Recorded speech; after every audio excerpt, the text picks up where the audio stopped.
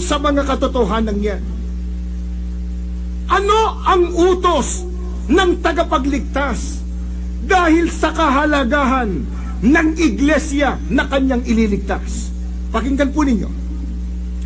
Ganito po ang ating matutunghayan sa Juan 10, ang talata po ay 9. Ako ang pintuan. Sino man na pumasok sa loob ng kawan sa pamamagitan ko ay magiging ligtas. Dahil po sa napakahalaga ng iglesyang itinatag ni Kristo, ano utos niya sa lahat ng mga taong gustong maligtas? Ang sabi niya, sino man anyang pumasok sa loob ng kawan, maliligtas. Gusto niya ang tao pumasok sa loob ng kanyang kawan. Alin po ba yung kawan?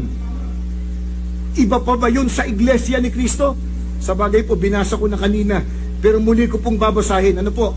Gawa 20:28. Ganito po ang turo ng Biblia.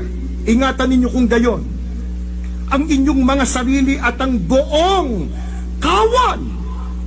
Narito'y hinirang kayo ng Espiritu Santo na mga katiwala upang pakanin ang iglesia ni Kristo na tinubos niya